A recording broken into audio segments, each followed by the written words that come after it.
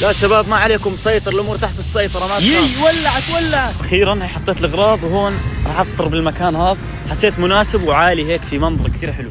فيلا جاهزين تشوفوا الشيف ايبو هسه. هاي النار بلشت تولع، البندورات هسه بدي ابلش اقطع مع الثوم مع البصل عشان احطهم هون وابدا فيها. نجهز الشاي كمان عشان بعد الافطار، بس في شغله ضايل يمكن ثلث ساعه وما بعرف اذا راح الحق مع الافطار اطبخ ولا لا. والله يا اخوان محلى غروب الشمس، طلع في عندي هون كمان جيران بطبخوا كمان زيي، ما بعرف ايش بسووا بس انه حماس الامور. هاي عندك الشاي قاعد يستوي على مهله، بس بدي الحطب يذوب، لازم يذوب الحطب عشان احط الاكل. يا اخوان هذا كثير قاسي يا زلمه، مش راضي يتكسر.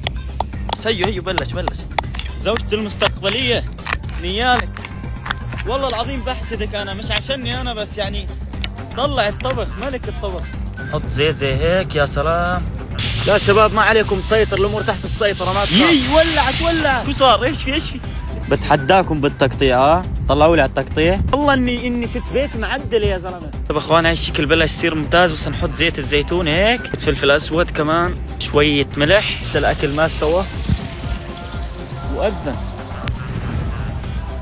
قول حبيبي هاي ولا ايش؟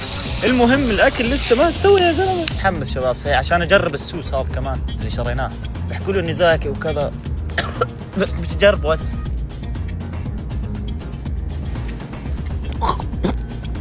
يقطع، هذا زي الشنكليش اللي شميته امبارح يا زلمه.